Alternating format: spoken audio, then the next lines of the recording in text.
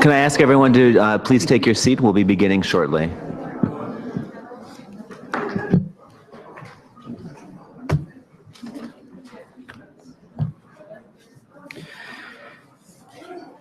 Great, thank you everyone for joining us here today for an event stopping impunity for human rights violations in Crimea. We have, my name is Matthew Schaff. I'm a senior program officer at Freedom House and happy to be moderating this event. We have a distinguished panel which I will introduce shortly, but first I wanted to introduce and hand the floor to Ihor Prokopchuk, who is the permanent representative of Ukraine to the international organizations in Vienna. Thank you. Thank you. Thank you, Mr. Moderator. Excellencies, ambassadors, distinguished colleagues, dear participants. Let me start by thanking all of you for attending this informal briefing and for your constant attention and concern for the human rights situation in a part of Ukraine, the Autonomous Republic of Crimea and the city of Sevastopol, which have been illegally occupied by the Russian Federation since February of 2014. This briefing is a joint event. I wish to express appreciation to the co-organizers, the delegations to the OSCE of Canada, Denmark, Latvia, Lithuania, Norway, Poland, Romania, Sweden, the United Kingdom, and the United States. I express gratitude to our expert presenters from non-governmental organizations and civil society, the OSCE institutions, and the United Nations. Last month marked 2 years since Russia launched an armed aggression against Ukraine, resulting in illegal occupation and annexation of Crimea. It also marked 2 years since the adoption by the UN General Assembly on 27th March of 2014 of its resolution, Territorial Integrity of Ukraine, reaffirming Ukraine's sovereignty, independence, unity, and territorial integrity within its internationally recognized borders. This important document, which now forms part of international law, registered in particular the invalidity of the unconstitutional pseudo-referendum in the Crimea, organized hastily under the barrel of the Russian guns, and called upon all states, international organizations, and specialized agencies not to recognize any changes in the status of Crimea and the city of Sevastopol as an integral part of Ukraine, as well as to refrain from any action that might be so interpreted. The position of the international community, rooted in the norms and principles of international law, including the UN Charter and the Helsinki Final Act, has been utterly ignored by Russia. Moreover, 2 years of illegal occupation have been marked by blatant violations of basic human rights and fundamental freedoms of the Crimean population. These violations can all be placed under one common title: impunity for offenders. As documented by international organizations and human rights defenders, most of the attacks targeted Crimean Tatar and Ukrainian communities, leaving some activists killed and disappeared. Many others have faced intimidation, raids and searches, attacks on property, and arrests under fabricated charges. Unlawful and politically motivated arrests of Crimean Tatar leaders and pro-Ukrainian activists persist, including the cases of Akhtem Tigos and Alexander Kostenko. There are many examples. The leader of Crimean Tatars, Mustafa Dzhemilev, was banned from entering Crimea. His son was charged and imprisoned in Russia. An example of Kostenko's family of 4. Alexander was last year thrown into jail for nearly 4 years. His father disappeared last March with no trace since then. His younger brother is now facing criminal proceedings for so-called undermining the court authority, and as a result, his mother barely survived 2 strokes. After 2 years of repression against Crimean Tatar people and identity, currently the Russian occupying authorities take steps to ban the Majlis, a representative body of the Crimean Tatar people. The occupying authorities also seek to eradicate all manifestations of the Ukrainian identity, education, and culture on the peninsula. Dear colleagues, protection of dignity of human rights and fundamental freedoms are at the core of the OSCE concept of comprehensive security. Among the many challenges that exist, the most glaring violations of human rights now take place in the situation of occupation of Crimea, an area where the international organizations are not allowed to enter and establish a permanent monitoring, where independent media has been suppressed. Independence and freedom of expression are equaled there with extremism. As the occupying power, Russia bears full responsibility for these human rights violations and the failure to stop them. It must remain at the top of our agenda to press Russia by all available OSCE instruments on allowing permanent monitoring and presence in the Crimea of the OSCE and other international organizations, as well as on implementing recommendations contained in last year's Human Rights Assessment Missions report. Before that happens, it is important to continue distance monitoring and use possibilities of the events and briefings like today to stay abreast of the developments. We see the imperative of continuous active engagement of the OSCE Chairmanship, the OSCE institutions, the OSCE Parliamentary Assembly, and the participating states to seek observance of human rights and fundamental freedoms in the illegally occupied Crimean Peninsula. I will conclude by thanking again to all participants of this event, which I'm certain will be informative and very useful. Thank you, Mr. Moderator. Thank you, Ambassador Prokopchuk. I wanted to say a few words actually before introducing the panel. The first is an administrative issue. If you are going to share a photo or information from this event on Twitter, that's that you use the Twitter hashtag Justice in Crimea, which will help you be a part of the conversation. So the speakers here will all deliver detailed findings, conclusions, and recommendations based on reports on the situation in Crimea that have been conducted over the past few years. And the ambassador's remarks just overviewed some of the key issues that will be discussed in more detail by these panelists. And Freedom House actually has also been working quite extensively on these issues with Olga and with other Ukrainian human rights defenders and international organizations. And so I'd call your attention to this report, Putting a Stop to Impunity for Human Rights Violations in Crimea, which is on your desk there. This was produced as part of a delegation that Freedom House had organized with some other organizations to the UN in New York and the US and Washington, D.C. and Ottawa, Canada, to help encourage policymakers to be talking about what's happening in Crimea and discussing what they can actually do to improve human rights in Crimea.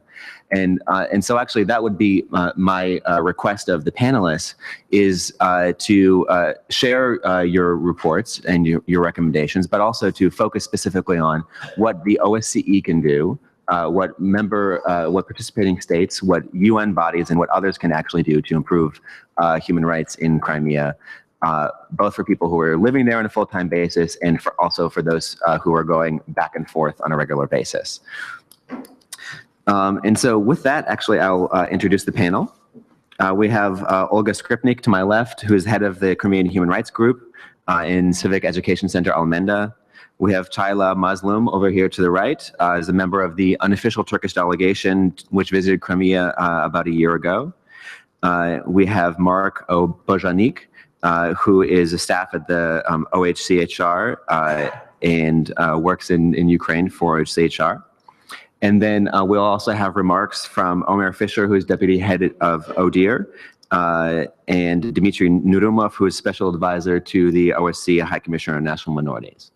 And we'll be having remarks delivered in that order. So Olga, please get started. Thank you. Thank you, Matthew.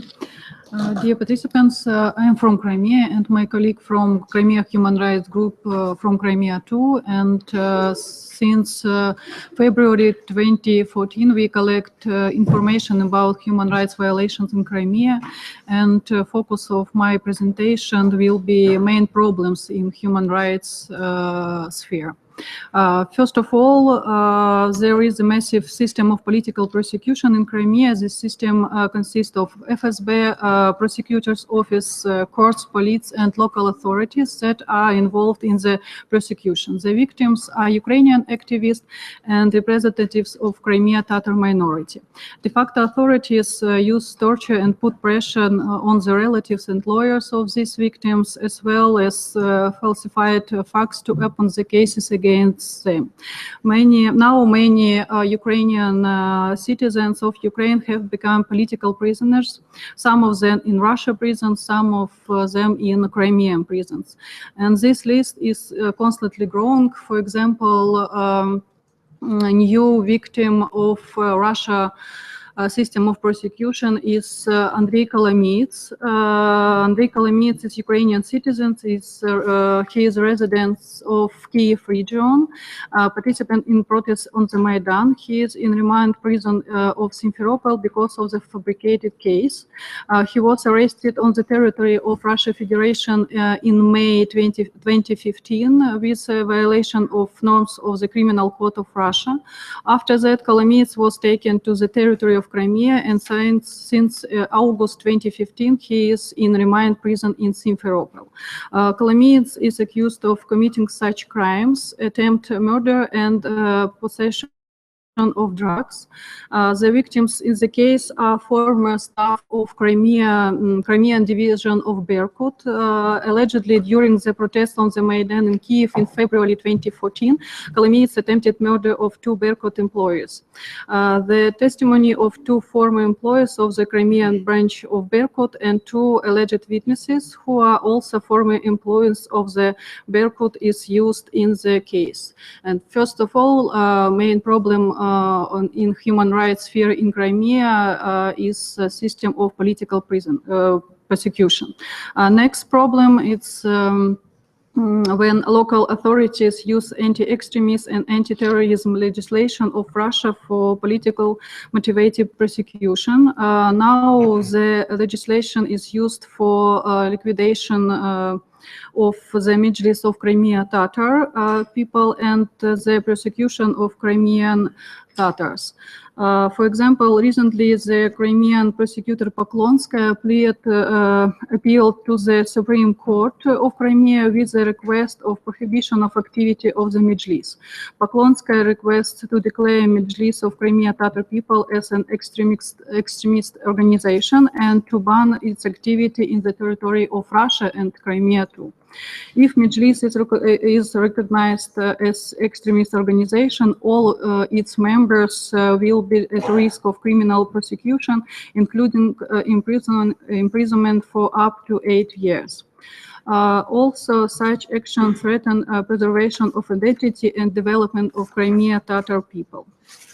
And about Mustafa Dzhemilev, in January 2016, in this year, the District Court of Simferopol elected a preventive measure in the form of placement in custody on criminal case against Mustafa Dzhemilev. And you can see some documents from Russia Federation. The Russian Ministry of the Interior placed Mustafa Dzhemilev on the wanted list, and now Mustafa Dzhemilev cannot come back to Crimea, to home in Crimea.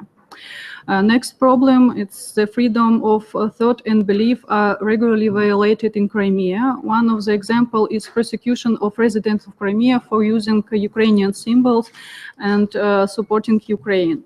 Against such people, de facto authorities open administrative and criminal cases. Even the Ukrainian national clauses is dangerous put on in Crimea. For example, one of case, 4 Ukrainian activists were detained and brought to the police department of Armyansk due to Vyshivanka Day. After several hours, they were let go. The report of delivery to police station identity verification was stated as the reason, but the activities presented documents during the car check. And recently in Crimea, local authorities began to restrict the Ukrainian music. For example, radio stations cannot use in the ether of some Ukrainian singles, in particular band Jamala, Ruslana, Oleg Skripka, and another singers Ukraine. And very important problem, it's Russia continues to force Russia citizenship on Crimean citizens. Now Russia forces Crimeans take not only a Russia passport. For example, since April 1st, Russia prohibited to use of Ukrainian driver's licenses and car plates. Drivers are forced to take in Russia documents, but these documents are illegal in Ukraine and other countries. Crimeans don't want to take these documents, but the Russia forces them with fines. And now, after April 1st, Russia border guards don't allow drivers, Crimean residents with Crimean car plates to Crimea. And the danger problem is the draft to Ukrainian citizens to the Russian army in Crimea. You can see some documents about this problem. Crimean residents get conscription notices to the Russian army. Refusing to serve in the Russian army threatens criminal and administrative punishment. According to the Geneva Convention, Russia may not compel Crimeans to serve in its armed forces, prohibited pressure and propaganda which aims to the service of the Russian army.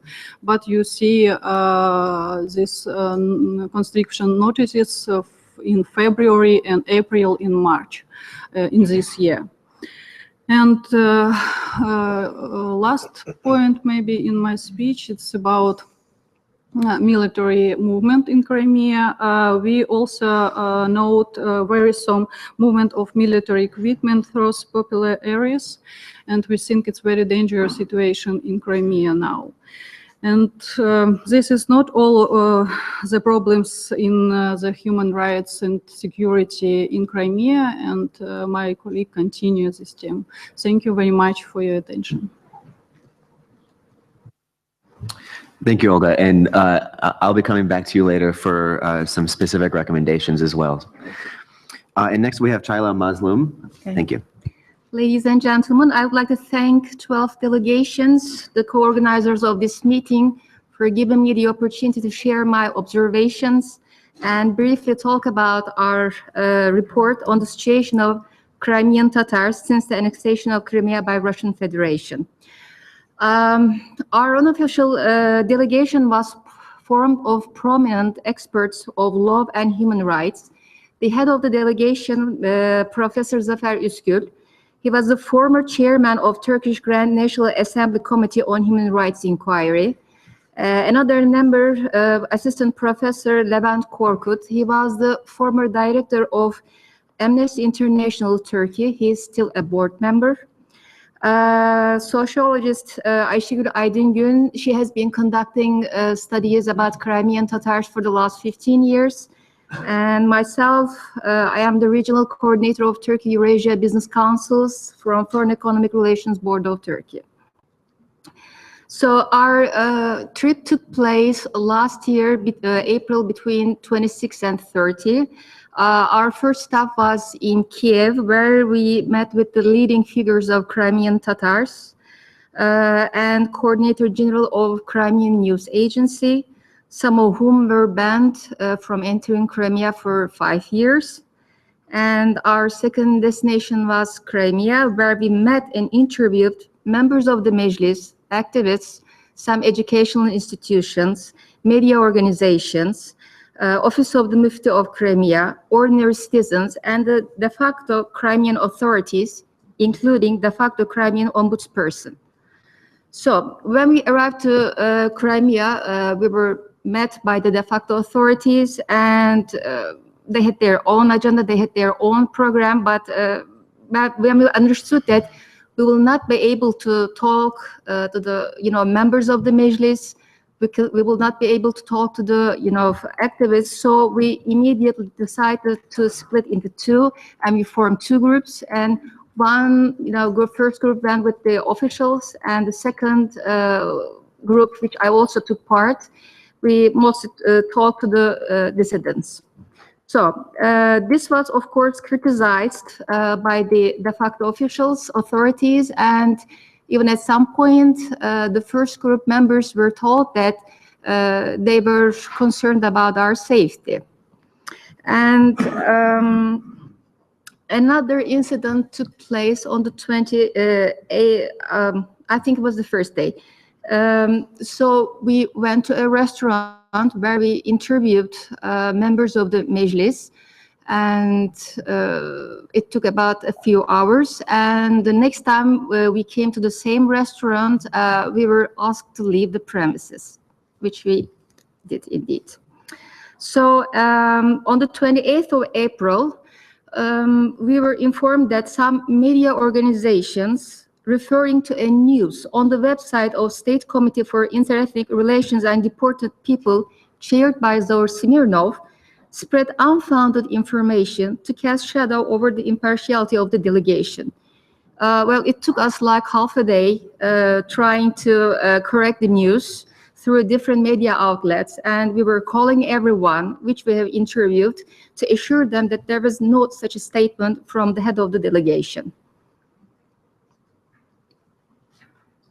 So I also remember that as a member of the second group who contacted Tatars outside the official program, most of them were worried about themselves and their relatives after the interviews.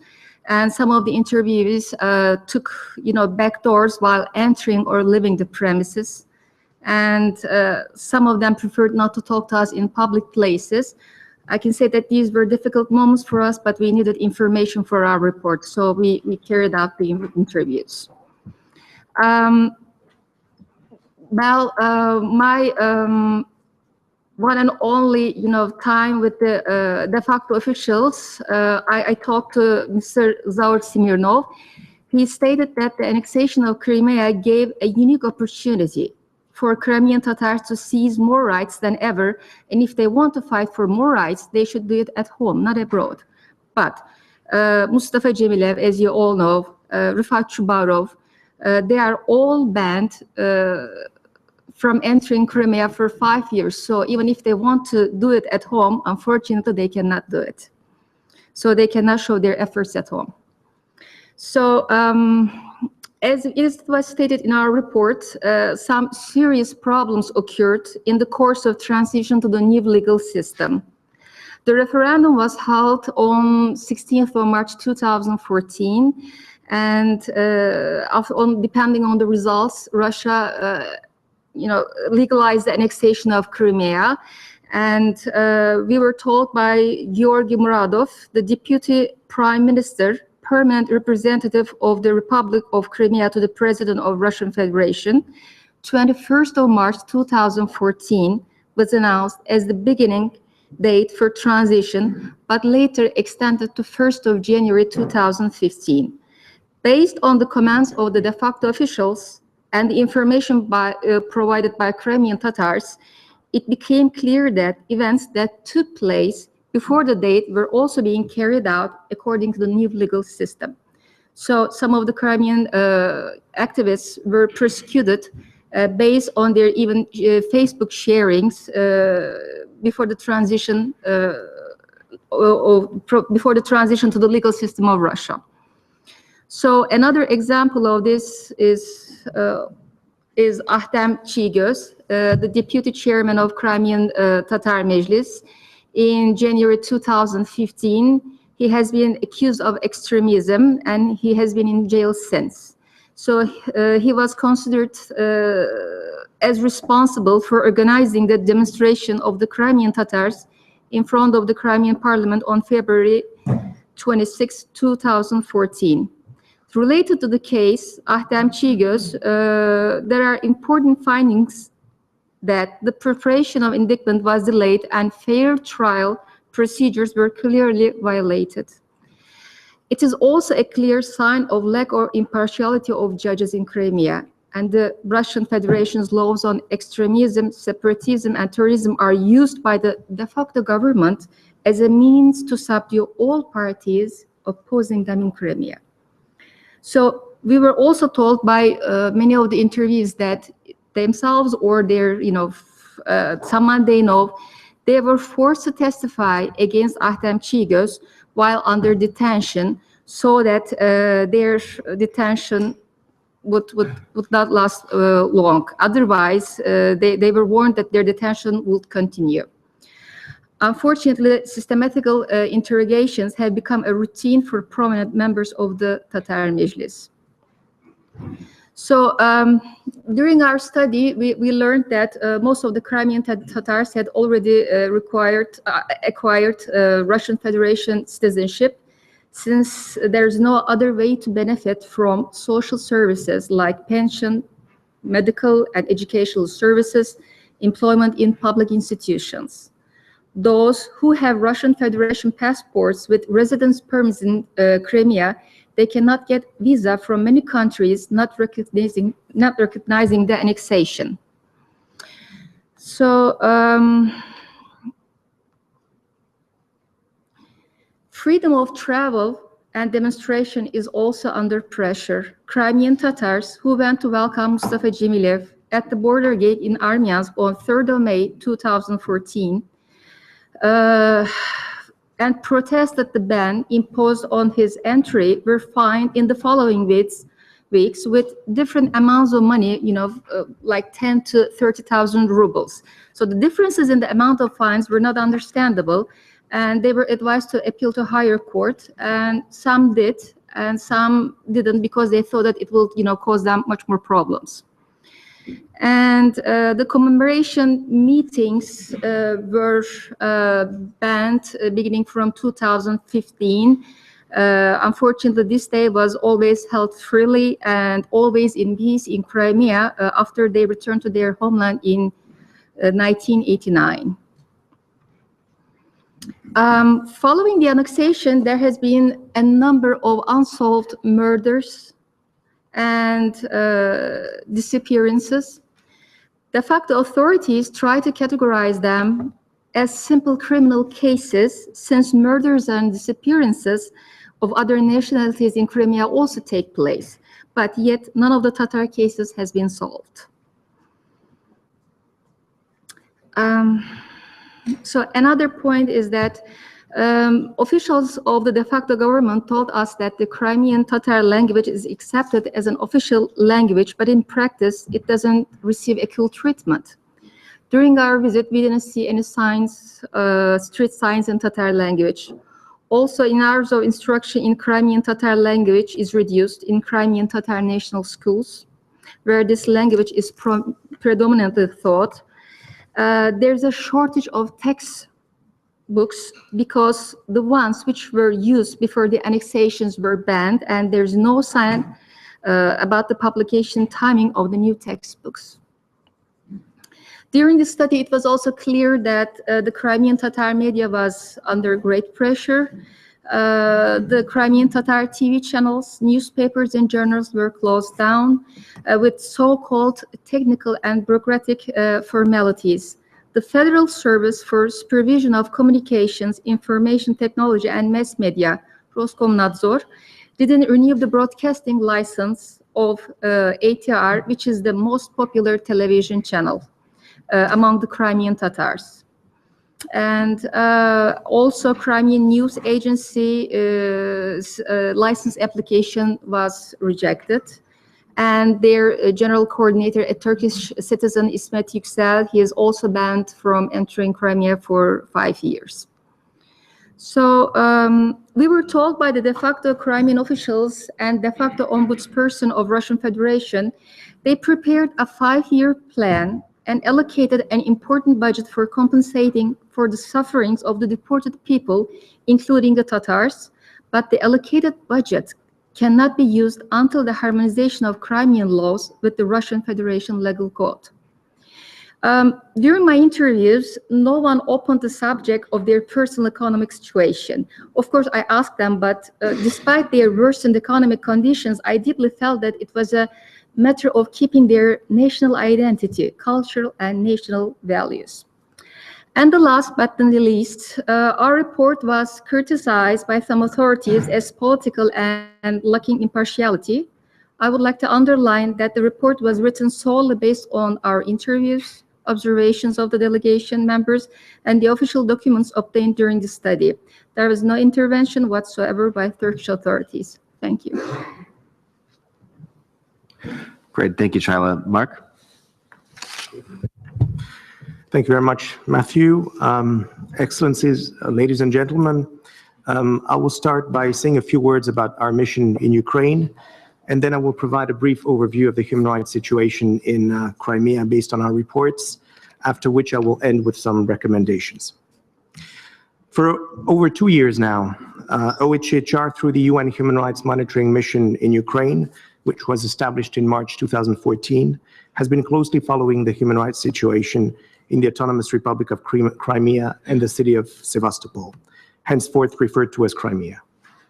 To this day, OHCHR has published 13 public reports providing facts, analysis, and recommendations on civil, political, economic, social, and cultural rights in Ukraine, with a focus on the situation in the east of the country and Crimea, whose status is prescribed by UN General Assembly Resolution 68-262 on the territorial integrity of Ukraine. Our mission does not have access to Crimea. The de facto authorities maintain that the Human Rights Monitoring Mission operates in Ukraine, while Crimea is a part of the Russian Federation. As a result, monitoring is conducted from the main office of the Human Rights Mission, which is in Kiev, and is supplemented by regular trips to the regions of Ukraine bordering Crimea. Information collected through various sources, including direct interviews, indicates that the human rights situation in Crimea is of great concern. In fact, there has been no clear progress in respect for fundamental freedoms over the last 2 years. The imposition of the citizenship and legislative framework of the Russian Federation, including penal laws, and the resulting administration of justice in accordance with this framework, has affected human rights in Crimea.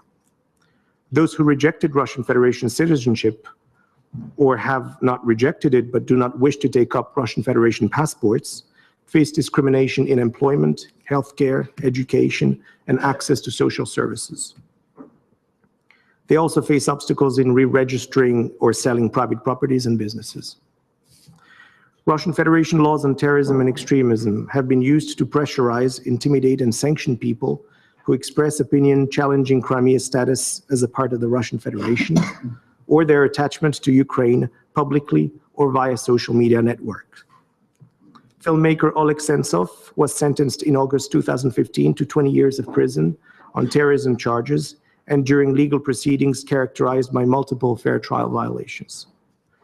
We're also concerned, as was already mentioned, that the law on extremism was used to request the so-called Supreme Court of Crimea to ban the Mejlis, which is a self-governing body of the Crimean Tatar community.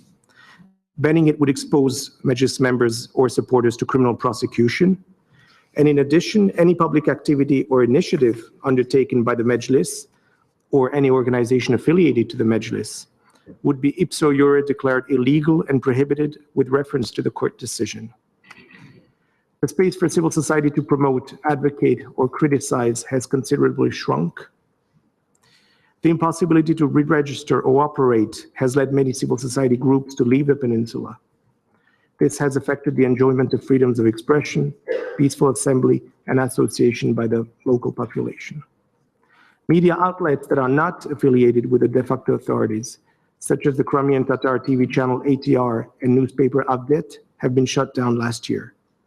Broadcasting in the Ukrainian language on the state-run Crimean TV channel was reduced from 3 programs to 1. Religious freedom in Crimea has declined. Due to stringent legal requirements deriving from Russian Federation legislation, the number of registered religious communities is now less than half of what it was before the March 2014 referendum. The Ukrainian Orthodox Church of the Kiev Patriarchate, which views Crimea as a part of Ukraine and did not apply for re-registration, is under significant pressure.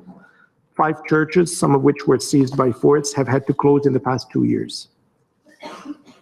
Hostile attitudes towards residents of Crimea who support the territorial integrity of Ukraine, display Ukrainian state and cultural symbols, and publicly celebrate important dates for the Ukrainian culture and history are common. Festivities and assemblies organized by minority groups are only allowed if those groups support the de facto authorities and the position of the Russian Federation on the status of Crimea. This obviously has an adverse impact on the ability of minority communities to maintain their traditions and culture. While the majority of the Crimean population identifies itself with the Russian language and culture, insufficient attention has been paid to the protection and development of the language and culture of other national groups who often feel marginalized. The situation with education in the Ukrainian language in particular is worrisome. There are credible reports that pressure was exercised on school administrations, teachers, parents, and children to discontinue teaching in this language. In the 2013-2014 academic year, 7 secondary schools with the Ukrainian language of instruction operated in Crimea, and 1 in the city of Sevastopol. As of the 2015-2016 academic year, all Ukrainian language schools, instruction schools, have become mixed schools, and as far as we know, only about 1% of the classes where teaching was provided in Ukrainian language in 2013 are still using Ukrainian as their language of instruction today. It should also be stated that there has been no progress in investigating multiple cases of violations of the right to life, liberty, and security of the person. This includes the torture and ill treatment of people who criticize the de facto authorities and the March 2014 referendum, but also the death of Crimean Tatar activist Reshat Ametov and the disappearance of people who were either known for their pro-Ukrainian positions or allegedly seen by witnesses to be abducted by men in uniforms with alleged links to the so-called Crimea self-defense groups. There's an urgent need for accountability for human rights violations. I move on to the recommendations now, and I would like to recall some recommendations that had been addressed by OHCHR as well as by human rights mechanisms to the de facto authorities and to the Russian Federation. They include a call to grant unimpeded access to Crimea for international organizations, agencies, and institutions. All human rights violations should be prosecuted, and claims involving the Crimean law enforcement or so-called self-defense groups should be effectively investigated. The exercise of fundamental freedoms should not be interfered with, and legislation applying to the fight against terrorism and extremism should not be invoked to criminalize such exercise. Crimean residents who retain their Ukrainian identity should not be discriminated against in any sphere of public life and should be granted full access to public services on equal terms. The recommendations have also emphasized that the rights of minorities and indigenous people should be guaranteed. This includes unimpeded access to education in minority languages, lifting all legal and administrative obstacles to the exercise of religious rights, upholding media pluralism and enabling Ukrainian and Crimean Tatar media to operate without restrictions. Finally, all groups and individuals must have the right to hold peaceful public assemblies and express cultural identities, political opinions, and beliefs without being harassed or prosecuted. OHCHR will continue to monitor, document, and report on the human rights situation in Ukraine in general, and is ready to work with others in supporting the furthering of human rights protection in Crimea. Many thanks. Thank you, Mark. Some colleagues from the OSCE Office of Democratic Institutions and Human Rights and the Special Advisor to the OSCE High Commissioner on National Minorities will share some conclusions from a report that they released jointly last year. Thank you, Matthew. Before I start, maybe just one small clarification. I'm the Deputy Head of the Human Rights Department at ODIHR, not ODIHR as a whole. But that said, I'm very grateful for this opportunity to present the key findings and recommendations of the joint ODIHR and ACNM Human Rights Assessment Mission to Crimea, on Crimea, which both our institutions carried out in 2015. This is a report we researched last year, and in fact we presented at a public event in Kiev in September 2015, so the information may not be as fresh as some of the information we've heard from some of the other presenters, but in many ways some of the what has been mentioned already confirms that some of the content, much of the content of our report is still relevant.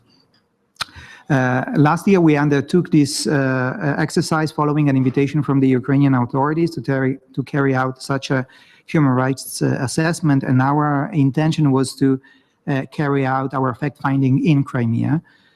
For that purpose, we approached the de facto authorities back in April 2015 with a request to facilitate access to Crimea for the mission, but unfortunately, despite the clear mandates of ODIHR and also of the HCNM to monitor the human rights situation in Crimea, the de facto authorities there did not respond to our request.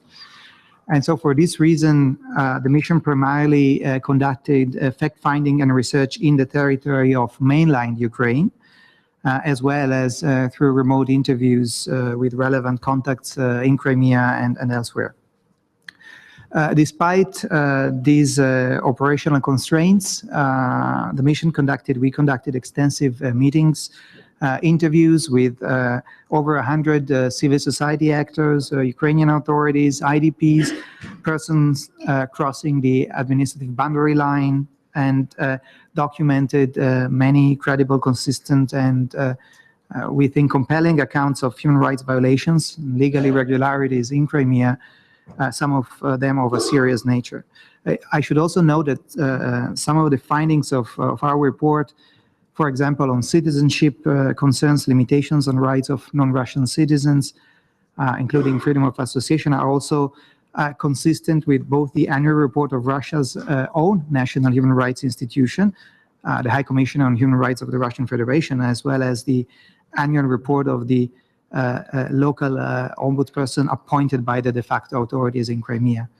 And our findings are consistent very much with other human rights reports on Crimea that were issued lately, both by OSCE bodies and institutions, UN agencies, and international and local NGOs.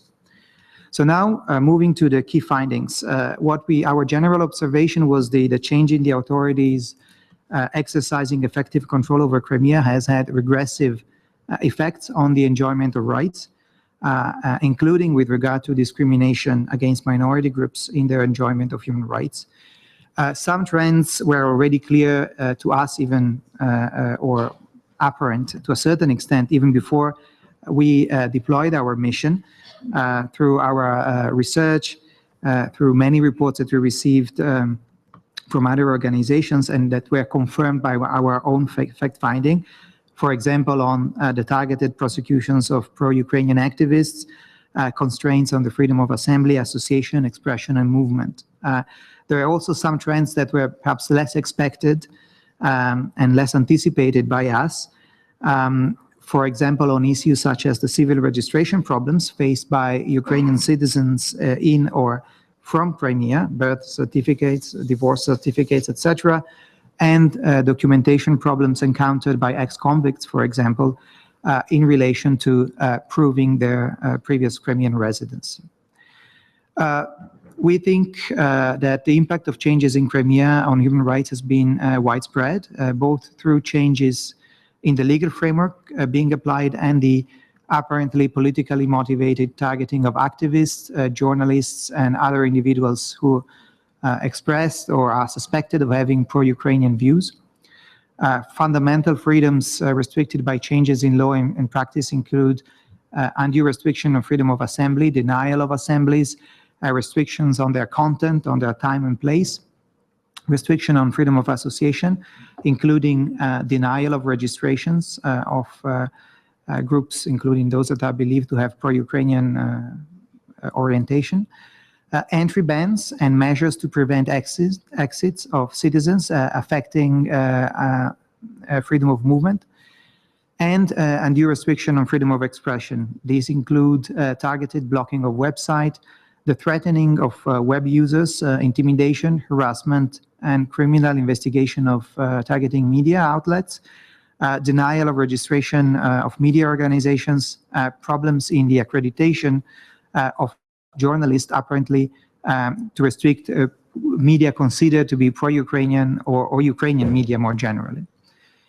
And then we identified restriction violations of economic, social, and cultural rights. These include examples of discrimination by limiting some of the Crimean residents' access to services, education, and employment based on their lack of Russian citizenship, but also their possession of a passport and/or residence permits.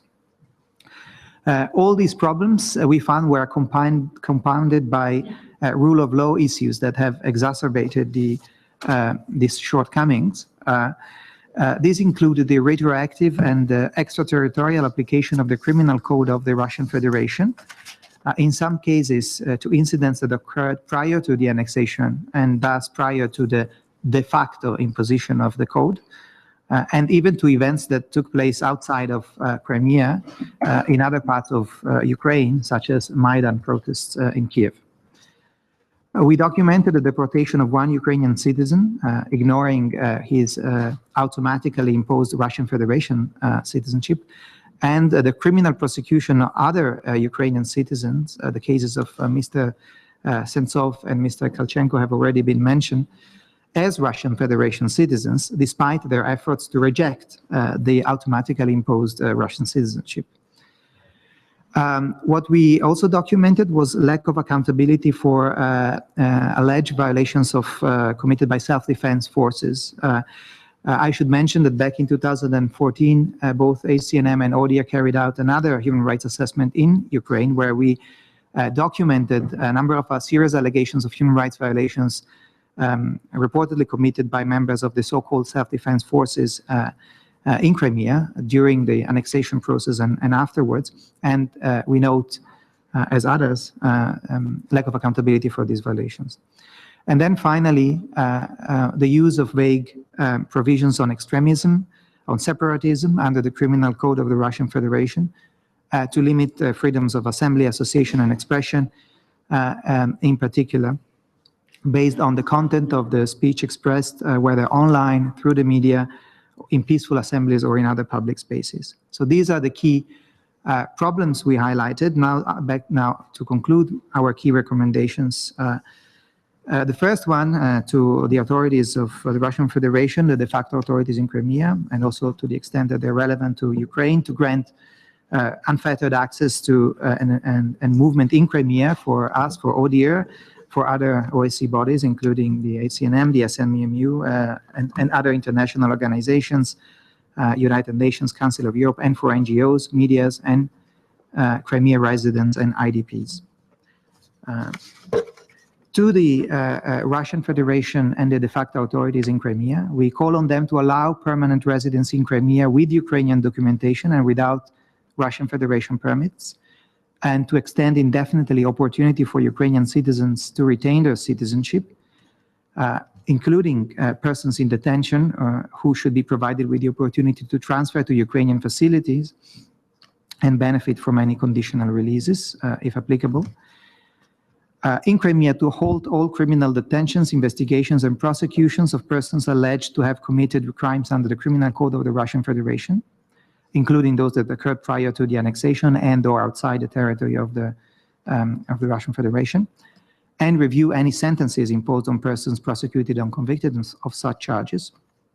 On freedom of association, to allow all previously operating Ukrainian media, non-governmental and religious organizations to operate freely without re-registration in Crimea and without being considered unlawful, and to extend indefinitely all application period to re-register legal entities that were registered under Ukrainian law. That includes also private enterprises, and provide a simplified procedure to do so. On freedom of expression, to stop applying politically motivated criminal charges, including on extremism, separatism, and incitement of hatred, to peaceful public assemblies, public expression of cultural identities or political opinions and belief, to cease online censorship through the blocking of websites, including on vague grounds of extremist content, and on economic, social, and cultural rights for those Ukrainian citizens and other Crimean residents not wishing to become Russian citizens, to respect all their economic, social, and cultural rights. These are just the highlights, but of course our recommendations go in much more detail. And then finally, I want to mention some key recommendations to Ukraine. More generally, the first one is to facilitate freedom of movement in and out of the ABL, the administrative boundary line, and on economic, social, and cultural rights, to facilitate the exchange by parents of Russian-issued birth certificates of their Ukrainian children born in Crimea since the occupation, for Ukrainian issued birth certificates. That was an issue that came out as a problem back when we researched our report, and to allow and facilitate the exchange of other civil registration documents as appropriate, marriage certificates, divorce certificates, death certificates, etc. With this, I conclude. Thank you very much.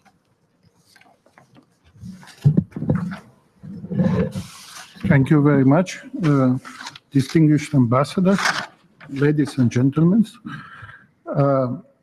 Thank you very much for inviting HCNM to take part in this informal briefing and present our part of findings and recommendations from Human Rights Assessment Mission on Crimea.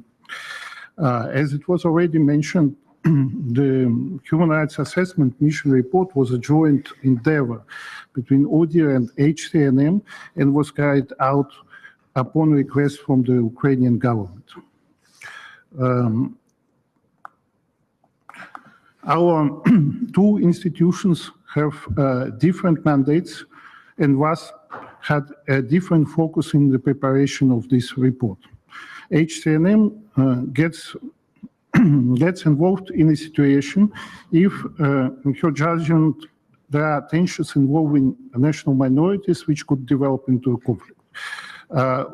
In our part of the report, we were looking at the situation of minority communities from this perspective.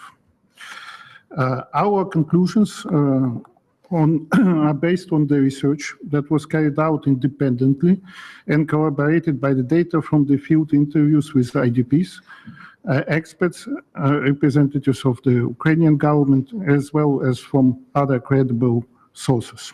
Unfortunately, as it was already mentioned, the Human Rights Assessment Mission did not have access to Crimea. It should be noted that successive high commissioners have been actively engaged in Ukraine since the early 90s. The High Commissioner last visited the peninsula in March 2014. Further access to Crimea has not been granted to her by the de facto authorities. The mission found that those Crimean Tatars and Ukrainians in Crimea who openly supported the territorial integrity of Ukraine and did not support the de facto authorities continued to be in a particular vulnerable position. Thus, the HCNM part of the report was focused on the situation of Crimean Tatars and ethnic Ukrainian communities. One of the main findings of the report is that Russian Federation broad anti-extremism legislation is widely used for interrogation and detention of Crimean Tatars leaders and activists on various charges, including extremism, participation and membership in radical religious organization or taking part in illegal assemblies. The Majlis, as a self-government body of Crimean Tatars and prominent Crimean Tatar leaders have been the main targets of reprisals by the de facto authorities. As the Majlis commands the support of the majority of the Crimean Tatar community, this policy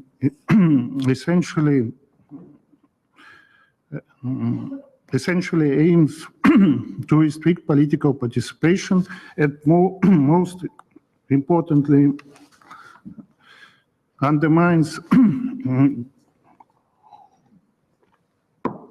the role of the Majlis as a representative structure that formulates issues of concern on behalf of the community, including at international forums, and that is capable of defending the rights and interests of the members of the Crimean Tatar community. The ongoing suppression of the activities of the Majlis and the recent launch by the de facto authorities of the legal proceedings to ban the Majlis as an extremist organization pose a significant cause for concern. If this decision is taken, it will have clear repercussions not only for individual members of the Majlis and also others who are associated with them, but for general exercise of the political and civil rights of persons belonging to the Crimean Tatar community. Another important finding is that the pressure on Crimean Tatar religious organizations exhibits a clear pattern of increasing and subsiding periods, but clearly showing this kind of pattern. Effectively forcing Crimean Tatar community-run media outlets such as ATR to close by denying their registration has not only restricted media freedom and access to information, but also deprived the Crimean Tatar community of a vital instrument to maintain and revitalize their community, their identity. Also, it was already noted here is that the space for Ukrainian culture in the illegally annexed Crimea has also decreased. Cultural, religious, and symbolic elements of Ukrainian identity have been restricted or suppressed through various administrative or law enforcement measures. Hostile attitudes in Crimea towards residents of Crimea who support the territorial integrity of Ukraine, display of Ukrainian state and cultural symbols, and publicly celebrate important dates for the Ukrainian culture and history are widespread. Also, as already noted by other speakers, education in and of the Ukrainian language is disappearing. Pressure on school administrations, teachers, parents, and children to discontinue teaching in and of the Ukrainian language is growing, which curtails the presence of the Ukrainian language and culture on the peninsula. Education both in and of the Crimean Tatar language continues to face significant obstacles. The report so far as the issues that were identified by HCNM calls on de facto authorities to implement the following recommendations. Immediately stop intimidation, expulsion, or incarceration of prominent leaders of the Majlis of the Crimean Tatar people and members of other community organizations. They should be allowed freedom of movement and residence in Crimea. The report also calls to take immediate action to uphold media freedom and access to information by ensuring that independent Crimean Tatar media outlets obtain registration and are provided appropriate conditions for their operation. The report also calls to maintain unimpeded access and dedicate appropriate resources to education in and of the Ukrainian language at school and at university levels. Also, there should be steps made to remove obstacles for maintenance and expansion of education both in and of the Crimean Tatar language. Also, it is important to restore the availability of instruction in the mother tongue in the upper high school grades, as this practice existed before annexation, and refrain from interfering with parental choice for language of instruction. Also important is to take action to resolve pre-existing problems concerning the housing and land of Crimean Tatars, which have been compounded by legal uncertainty over registration and property rights. Also, the report calls on de facto authorities to carry out measures related to rehabilitation and restoration of the rights of formerly deported people, including activities to protect and revitalize the Crimean Tatar language and culture. Also, it was already mentioned by my colleague from ODIHR that this human rights assessment mission report, it follows another report that was produced by both institutions in 2014 on human rights situation in Ukraine, and we called in our human rights assessment mission report on Crimea, also to implement previously made recommendations to de facto authorities.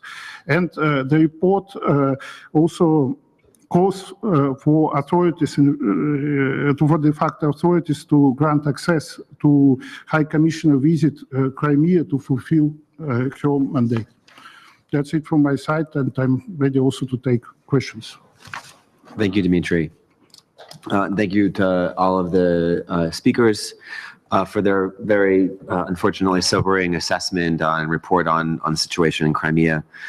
I think it's also important to put developments in Crimea in perspective.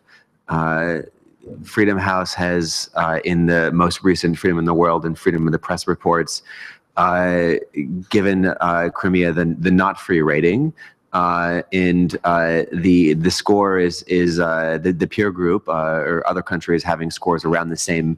I'm sorry, other territories that are being assessed by Freedom House having the same score include North Korea, Uzbekistan, Turkmenistan, and so on. So that puts into perspective, where the situation in Crimea falls compared to other parts of the world, and then also with the rest of Ukraine, which is doing much better on these assessments. One question that came to me, and I'll ask one question and then pass it on to you because we don't have a lot of time. I know there will also be some questions from Twitter, is what are the existing human rights defense mechanisms or opportunities available to people in Crimea right now? I'm looking to you, Olga, in particular, but if others have something to share on that, that would be fine as well.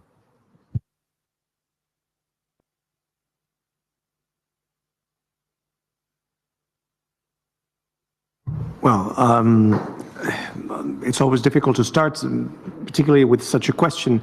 But I would say that the Crimean residents have a number of ways to try and address violations that they were the victims of. One of them is whether this is something that everybody would like or not, but to use the existing mechanisms on the spot. Meaning trying to go through the existing legal structures and to try to obtain justice and redress. Eventually, if it doesn't work, we know how it proceeds further.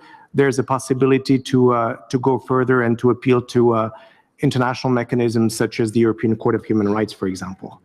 Another option is, again, by trying to use the mechanisms that exist to address the local ombudsperson, eventually the ombudsperson of the Russian Federation.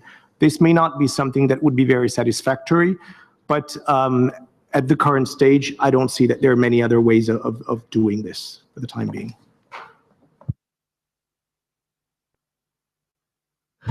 For us, it's a very difficult question because every day we work with people who are victims in Crimea. And unfortunately, we don't have maybe effective mechanism for protect these people.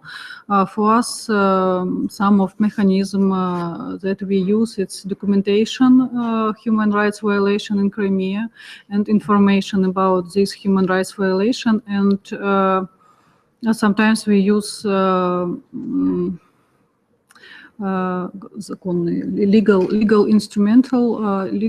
mechanism. For example, it's cooperation with Russian lawyers who protect our citizens in Crimea in political cases, for example. And are people, in your experience, able to actually find some sort of justice by going through these mechanisms that are under the control of the de facto authorities?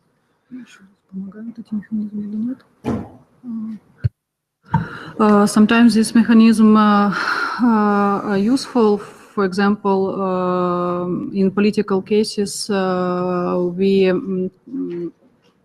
have some experience when if Russian lawyers protect Ukrainian citizens in Crimea, it's help stopped torture in prison for these people. But unfortunately, all of Ukrainian prisoners still in prisons now. So we'll open it up to comments and questions from the audience. Unfortunately, I haven't memorized all of your names yet, so do identify yourself, please. Are there any questions?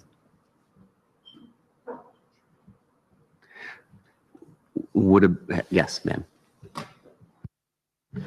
Yes, good afternoon. My name is Isabelle Poupard. I'm the Ambassador of Canada to the OSCE.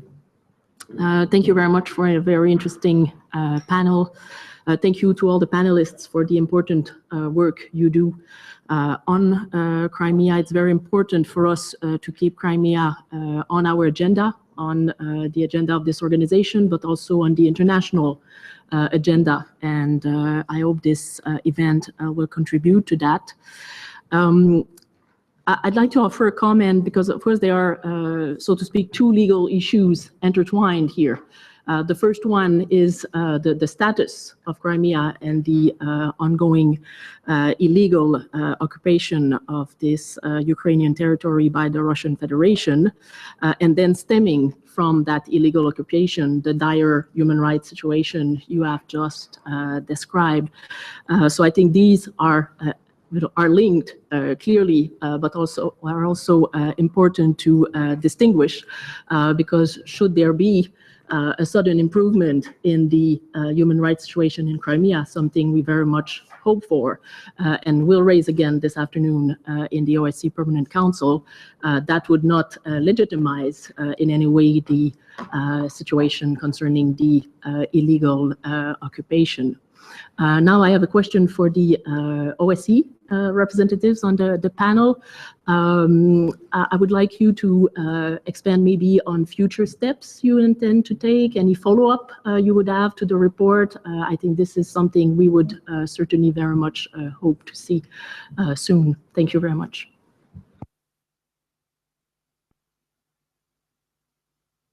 Yeah.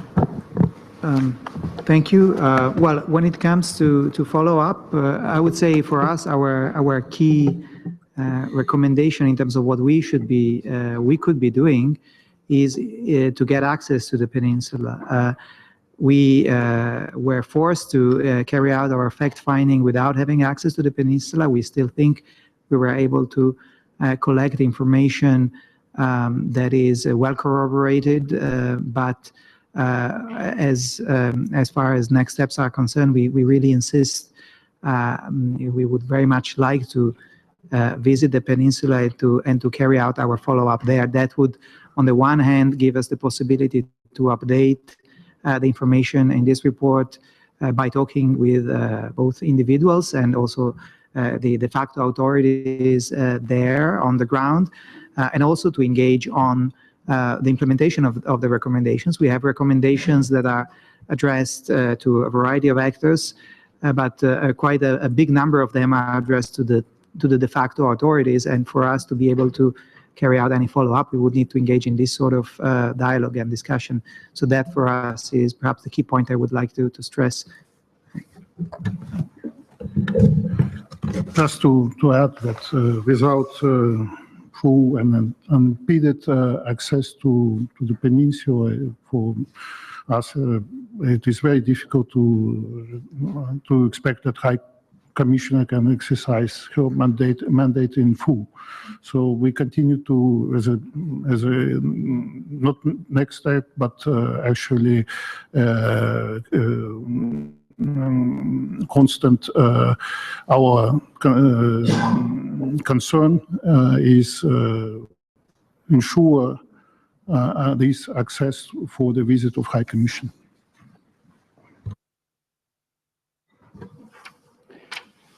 Are there other questions or comments?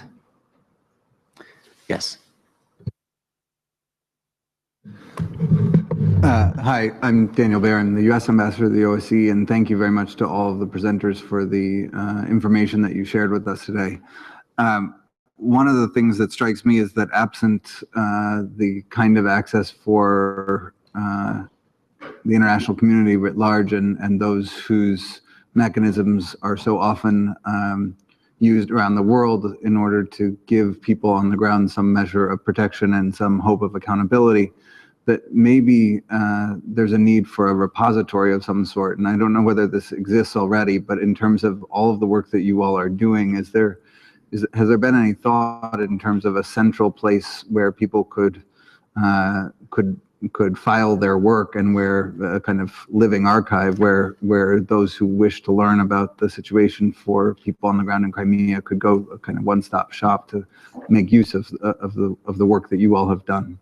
And Olga, I don't know whether you know of something that is being civil society led by Ukrainian civil society, or whether, Mark, there's something that OHCHR is doing, whether it's public or not, to archive some of the reports that are coming in, because I think in the long run, keeping track of the facts is important for laying the basis for eventual accountability.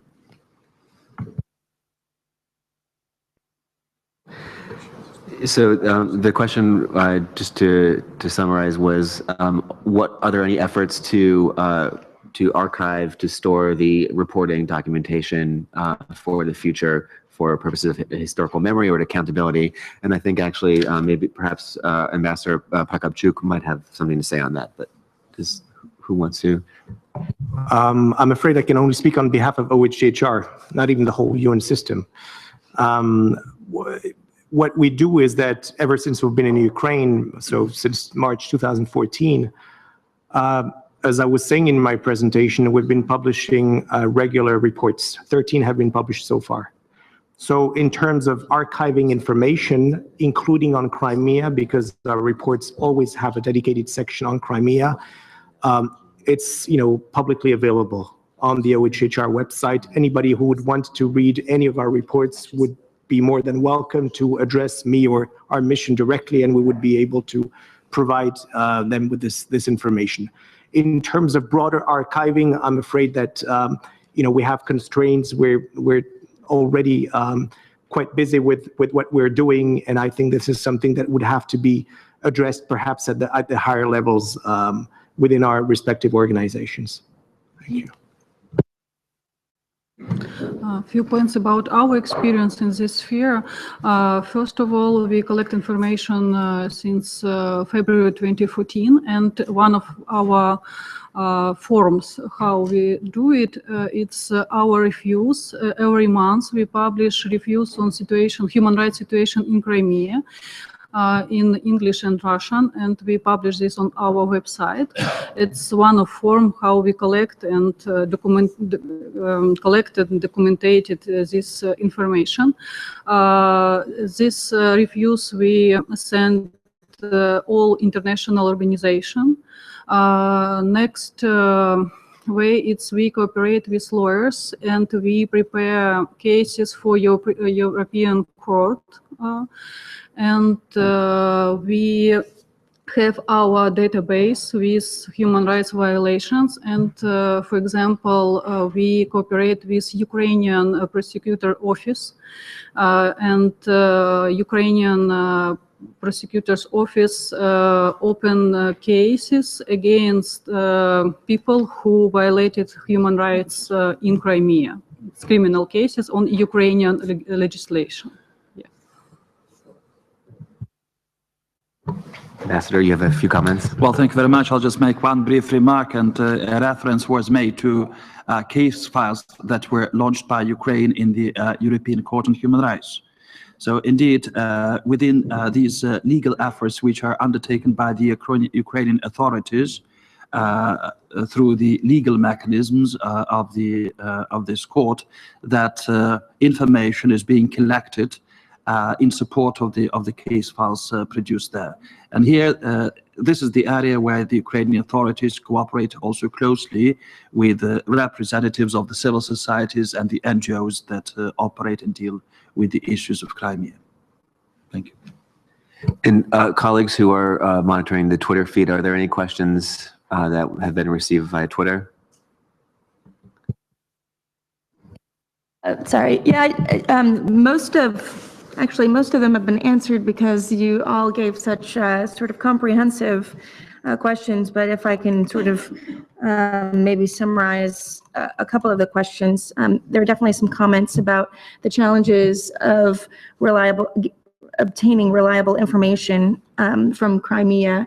And, I think inherent to that question is, how can we be sure that you all are getting reliable information as reported, given the lack of ability to go into the peninsula?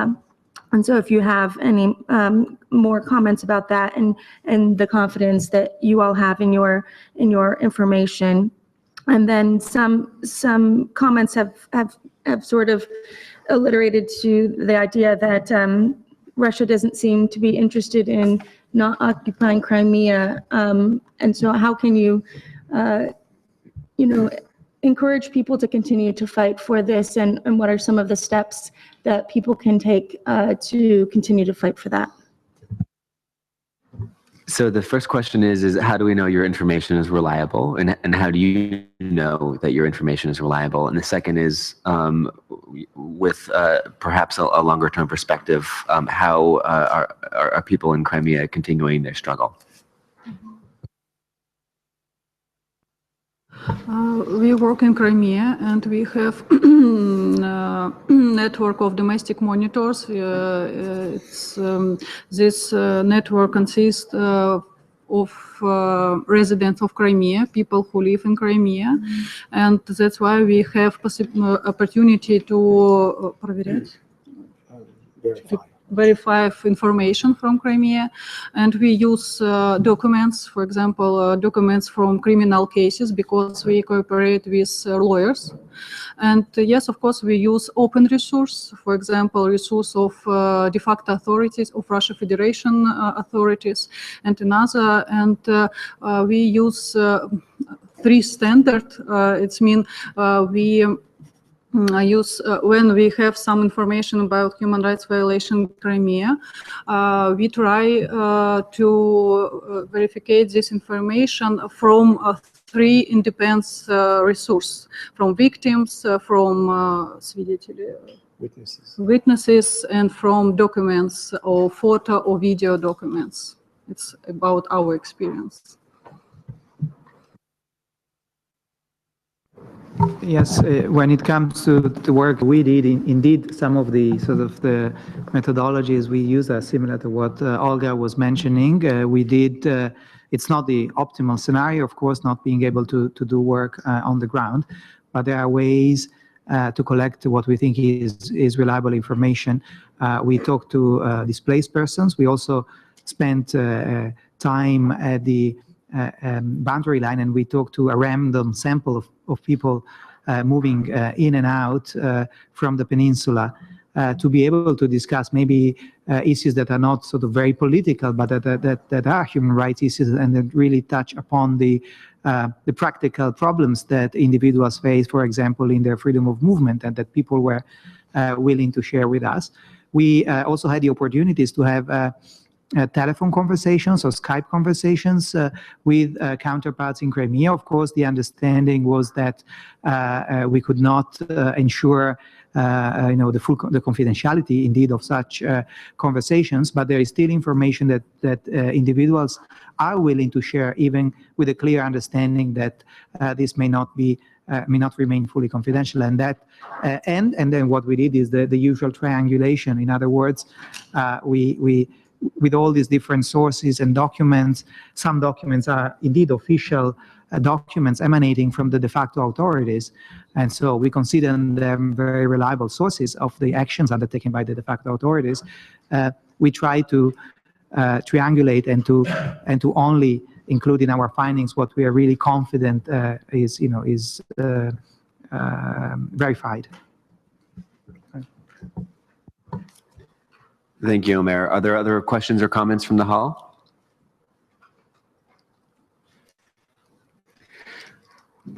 So I actually have another question.